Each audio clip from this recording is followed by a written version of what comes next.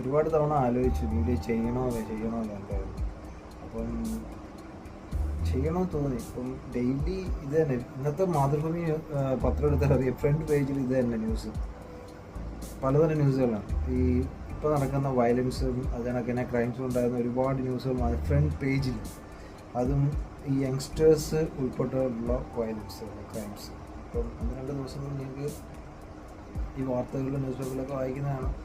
അഫ്സാൻ്റെ ഈ അവൻ ചെയ്ത കുറ്റകൃത്യങ്ങളും അതിനൊക്കെ തന്നെ വേറൊരു 10ാം ക്ലാസ്സിൽ പഠിക്കുന്നതിൻ്റെ ചെറുക്കനെ ലഹരി തല്ലിക്കൊന്നതും അങ്ങനെയുള്ള ഒരുപാട് വാർത്തകൾ കേട്ടുണ്ടല്ലോ. ഈ സോഷ്യൽ മീഡിയ തുറന്നാലും അതിനൊക്കെ പത്രം തുറന്നാലും അല്ലെങ്കിൽ ഇതേ വാർത്തകളാണ്. അപ്പം 100 വട്ടം ആലോചിച്ച് ഇതാണൊക്കെ ഒരു വീഡിയോ ചെയ്യണോ.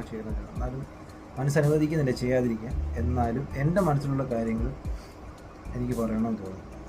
അപ്പോൾ ഇതിനകത്തൊരു പ്ലാറ്റ്ഫോമിൽ എനിക്കത് നിങ്ങളോട് ഷെയർ ചെയ്യണമെന്ന് തോന്നി. അതുകൊണ്ട് ചെയ്യാൻ വിചാരിച്ചിരിക്കുന്ന വീഡിയോ. സോ ഗൈസ്, വേറെ കുറേ വാർത്തകളെന്ന് പറഞ്ഞാൽ സിനിമ ഇങ്ങനെയുള്ള ക്രൈംസിനെ ഒരുപാട് സ്വാധീനിക്കുന്നുണ്ടെന്നാണ്. ക്രൈം ചെയ്യാനായിട്ട് സിനിമകൾ ഒരുപാട് ഓഫ് കോഴ്സ് സ്വാധീനിക്കുന്നുണ്ടായിരിക്കും ഒരുപാട്. എന്ന് വെച്ചാൽ അങ്ങനത്തുള്ള ഒരുപാട് സിനിമകൾ മുമ്പ് ഇറങ്ങിയിട്ടുണ്ട്. പക്ഷേ മുമ്പുള്ള കാലയളവുകളിൽ ഇറങ്ങുമ്പോഴത്തെ നമുക്ക് അത്ര പബ്ലിസിറ്റി ഇല്ലായിരുന്നു. പബ്ലിക്കിലേക്ക് അത്രയ്ക്ക് അങ്ങനെയുള്ള പടങ്ങൾ പോകും. പക്ഷേ ഇപ്പോൾ അങ്ങനെയല്ല.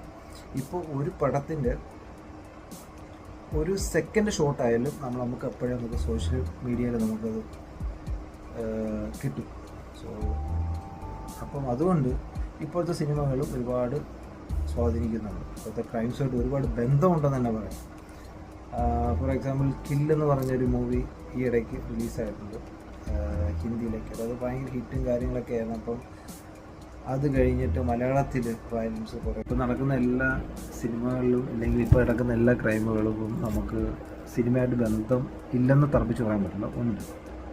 ഇപ്പം അതിനൊക്കെ തന്നെ അതിപ്പം ഒരു ഇൻഡസ്ട്രി എന്ന് പറയാൻ പറ്റില്ല, പ്രത്യേകിച്ച് ഒരു ഇൻഡസ്ട്രി ഒന്നുമില്ല. അതിപ്പം മലയാളമായാലും തമിഴായാലും തെലുങ്കായാലും ഇംഗ്ലീഷായാലും ഓക്കെ.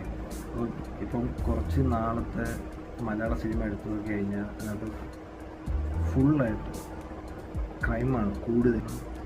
ഒരു നല്ലൊരു എൻ്റർടൈൻമെൻറ്റ് നോക്കി നമ്മൾ പോയി കഴിഞ്ഞാൽ മലയാള സിനിമയിൽ ഉണ്ട്.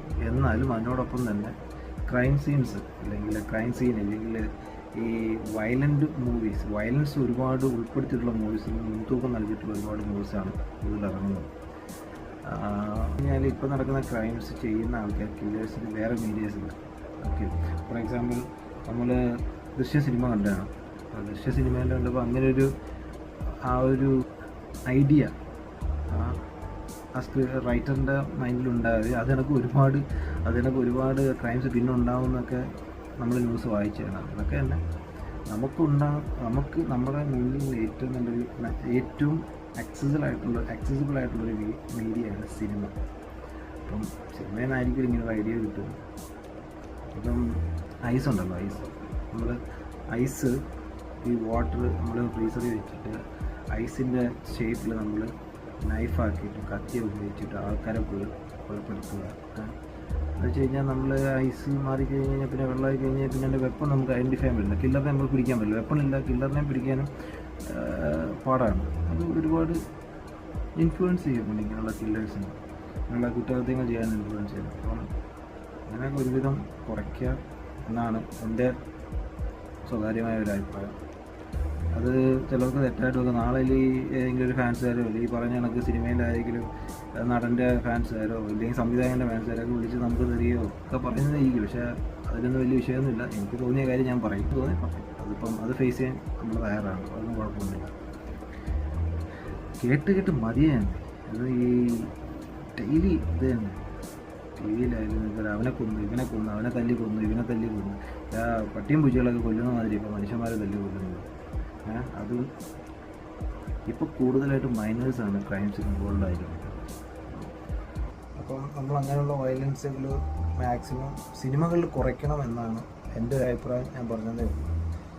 അപ്പോൾ അത് കുറച്ച് കഴിഞ്ഞാൽ നമുക്ക് ഈ നടക്കുന്ന ക്രൈംസുകൾക്ക് ഒരു പരിധിവരെ നമുക്ക് പറയാൻ സാധിക്കും. സിനിമകളിലാണെന്നുള്ള എല്ലാവർക്കും ഒരു മീഡിയ, ഒരു കമ്മ്യൂണിക്കേഷൻ, കൊല്ലം നമുക്ക് ഇന്നാണത് ചെയ്യാം, ഇന്നതൊക്കെ ചെയ്ത് കഴിഞ്ഞ് കഴിഞ്ഞാൽ പോലീസിന് പിടിക്കപ്പെടത്തില്ല. അല്ലെങ്കിൽ തന്നെ ഇപ്പം ആ 10ാം ക്ലാസ്സിൽ പഠിക്കുന്ന വിദ്യാർത്ഥി മരിച്ചത് നഞ്ചക്ക് ഉപയോഗിച്ചിട്ടാണ്. നഞ്ചക്കിന് അടിയേറ്റാണ് ആ പയ്യൻ്റെ ബ്രെയിനൊക്കെ ഡെത്തായതും ബ്രെയിൻ ടേണൽ ബ്ലീഡിങ് ഒക്കെ ഉണ്ടായെന്നാണ് പറയുന്നത്. അപ്പം അതും നമുക്ക് സിനിമ സ്വാധീനിച്ചതെന്ന് പറയാം. പല സിനിമകൾ കാണുമ്പോഴത്തേക്ക് അത് കണ്ട് സ്വാധീനിക്കപ്പെടുന്നതാണ് ആൾക്കാർ, അല്ലെങ്കിൽ ഈ കൊല ചെയ്യുന്നത്. അപ്പം സിനിമകളിൽ ഇങ്ങനെയുള്ള വയലൻസുകൾ സെൻസർ ബോർഡിൽ ഈ പറഞ്ഞ കണക്കൊക്കെ ഒരുവിധം റെസ്ട്രിക്ഷൻസ് ഒക്കെ കൊണ്ടുവരാം, ഒരുപാട് വയലൻസ് കൊണ്ടുവരാതിരിക്കാൻ നോക്കാം. ഓക്കെ, സോ അതിനൊക്കെ തന്നെ 6 കൊലയും 23 വയസ്സുകാരൻ ചെയ്തിരിക്കുന്ന 6 എണ്ണത്തിന് മാത്രം വന്നിരിക്കുന്നത്. അപ്പം അവൻ്റെയൊക്കെ മൈൻഡ് ഒന്ന് ആലോചിച്ച് നോക്കണം. 6 പേരെ കൊന്നിട്ട് 23 വയസ്സുകാരൻ 6 പേരെ കൊന്നു. അപ്പം അവൻ്റെ വയസ്സ് 23 വയസ്സ് ഉള്ളൂ. നമ്മൾ പണ്ടൊക്കെ ഒരു കൊല ചെയ്യുന്ന പറയുന്നത് ഒരു സീരിയൽ കില്ലറോ ഇല്ലെങ്കിൽ ഒരു 10-40 വയസ്സുള്ള ആൾക്കാരൊക്കെയാണ്. ഈ 6 പേരെ ഒറ്റയടിക്ക് കൊല്ലാനും ഈ പണ്ടത്തെ കാലങ്ങളിൽ ഈ പറയുന്ന കണക്ക് 40 വയസ്സ് തന്നെ തികയത്തില്ല, ഒറ്റയടിക്ക് കൊല്ലുക എന്ന് പറയുന്നത്. അപ്പം ഒരു സീരിയലായിട്ടില്ല. ഇപ്പോൾ 1 കൊല്ലം കഴിഞ്ഞിട്ട് 2 കൊല്ലം കഴിഞ്ഞിട്ട് അവർ റിവെഞ്ച് വെച്ചായിരിക്കും ചിലപ്പോൾ ഓരോരുത്തരൊക്കെ കൊല്ലുന്നത്. ഇപ്പം അതിനൊക്കെയല്ല, ഒറ്റയടിക്ക് അറ്റ് എ ടൈം ഒരടിക്കങ്ങ് തീർക്കുക എന്നുള്ളത് ആ ഒരു സംഭവം. അതൊക്കെ ഇംഗ്ലീഷ് സിനിമകൾ, ഹിന്ദി സിനിമകളൊക്കെ ഒരുപാട് ഇവരെ സ്വാധീനിക്കുന്നുണ്ട്. ഈ കൊല ചെയ്യുന്നത് കില്ലേഴ്സിനെ ഒരുപാട് സ്വാധീനിക്കുന്നുണ്ട്. അപ്പം എനിക്ക് വന്ന് സ്റ്റോപ്പ് ചെയ്യാം. പിന്നെ ഈ എൻ്റെ അഭിപ്രായം വെച്ചിട്ട് ഇങ്ങനെയൊക്കെ ചെയ്യുന്നവർക്ക് വളരെ നീണ്ട കാലാവധിക്കുള്ള ശിക്ഷകളൊന്നും കൊടുക്കേണ്ടെന്ന് ആവശ്യമില്ല. അതൊന്നും അവരെ അർഹിക്കുന്നില്ല. എന്തിന് നീണ്ട കാലയളവിലുള്ള ശിക്ഷ? എൻ്റെ ആവശ്യമില്ല. പിഴ എന്തിന്? അതിപ്പം തൂക്കിക്കൊല്ലാനാണെങ്കിൽ തൂക്കിക്കൊല്ലാനാണെങ്കിൽ ചെയ്തേക്കുക. ജഡ്ജ്മെൻ്റ് അങ്ങ് അപ്പോഴേ അതിന് ചെയ്തേക്കുക. തൂക്കി വന്നേക്കുക. പിന്നെ അതിങ്ങനെ വെച്ചിരുന്ന് ഇവനൊക്കെ ഭക്ഷണവും ഇവൻ്റെയൊക്കെ ചിലവുകളൊക്കെ നോക്കി ഗവൺമെൻറ് ഏറ്റെടുത്ത് എന്തിനാണ് വെറുതെ ചിലവ് നടക്കുന്നത്? ആ ഒരു ടൈമിൽ ഇപ്പം ഇത്രയും തെളിവുകളും ഇപ്പം സാഹചര്യ തെളിവുകളും എല്ലാ കാര്യങ്ങളെല്ലാം ഇപ്പം ഈ 6 പേരെ കൊന്ന ഇപ്പോൾ അഫ്സാൻ എന്താ അവൻ്റെ പേര്, അങ്ങനെ കണ്ട അവൻ്റെ പേര്. അപ്പോൾ അവൻ്റെ പേരിൽ ഇത്രയും തെളിവുകൾ കൊണ്ട് അവൻ കുറ്റം സമ്മതിച്ചാണ്.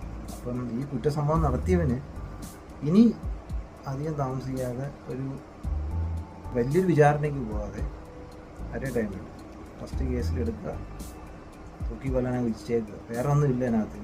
ഈ കഠിന തടവ്, ജീവപര്യന്തം തടവ്, ഇല്ല ഇത്ര ലക്ഷം രൂപ, അത്ര ലക്ഷം രൂപ പിഴ, ഫൈൻ, അതൊന്നും വേണ്ട. പെനാൽറ്റിയുടെ ഒന്നും ആവശ്യമുണ്ട്. ഓൺ ദ സ്പോട്ട് വിധിച്ചേക്കുക, തീർക്കുക, അത്രേ ഉള്ളൂ. അപ്പം ഗവൺമെൻറ്റൊക്കെ നല്ല ആക്ഷൻസ് എടുക്കുക ഇതിനെപ്പറ്റി. ഇങ്ങനെയൊക്കെയുള്ള പബ്ലിക് ക്രൈംസിൽ നമുക്ക് ഇല്ലാതാക്കാൻ ഇനി നടക്കാതിരിക്കാൻ തോന്നുന്നു, ചെയ്യാതിരിക്കാനായിട്ടുള്ള ഇനിയുള്ള ഒരു ക്രൈംസ് ഉണ്ടാകാതിരിക്കാനുള്ള ചാൻസ് കുറയുള്ളൂ. അപ്പം നമ്മുടെ ഒരു എന്താ പറയുക, നിയമവ്യവസ്ഥകൾക്ക് ആ ഒരു സ്ട്രോങ്നെസ് ഇല്ലെന്ന് തന്നെ പറയാം. ഒരു പവർഫുൾ ജഡ്ജ്മെൻ്റ് വ്യൂ നമുക്കില്ല. എന്താ പറയുക, ശിക്ഷ എന്നൊക്കെ പറയുന്നത് നമ്മൾ ഈയിടയ്ക്ക് കുറച്ച് നാളിന് മുന്നേ ഒരു MBBS സ്റ്റുഡൻറ്റിനെ ആരോ കുത്തിക്കൊന്നു. അവൻ ലഹരിക്ക് അടിമയായിരുന്നെന്നോ എന്താണ്ടെന്നൊക്കെ പറയുന്ന കേൾക്കാം. പുള്ളിക്ക് പിന്നെ ആ വിദ്യാർത്ഥി അവന് ട്രീറ്റ്മെൻറ്റ് കൊടുക്കാൻ പോയതും അവൻ പെട്ടെന്ന് പുള്ളിക്കാരിൽ മേലിൽ അറ്റാക്ക് ചെയ്യുകയും കൊലപ്പെടുത്തുകയും ചെയ്യുകയുണ്ടായി. അതിന് പിന്നെ തടവ് ശിക്ഷയൊന്നും ആവശ്യമൊന്നുമില്ല. ആരും നടവേണ്ട കാര്യമൊന്നുമില്ല. കേട്ടെ, ഓൺ ദ സ്പോട്ട് വധശിക്ഷ. ഒരാളെ ഒരു ജീവൻ പോയെങ്കിൽ അവൻ്റെ ജീവൻ എടുക്കുക അല്ലേ, അതല്ലേ ചെയ്യേണ്ടത്. അതാണ് ഒരു ന്യായമായ ഒരു ജഡ്ജ്മെൻ്റെന്ന് എനിക്ക് തോന്നുന്നതാണ്.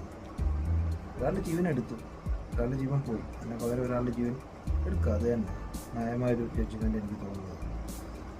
സോ ഈ കുറച്ച് ദിവസം കൊണ്ട് ഇങ്ങനെയുള്ള വാർത്തകൾ കണ്ടിന്യൂസ് ആയിട്ട് പേപ്പറിലും ന്യൂസ് പേപ്പറിലും സോഷ്യൽ മീഡിയയിലും ഇങ്ങനെ വന്നുകൊണ്ടിരിക്കുന്നതുകൊണ്ട് എനിക്ക് പ്ലാറ്റ്ഫോമിൽ പറയണം തോന്നിയതുകൊണ്ട് പറഞ്ഞതാണ്. Okay, by.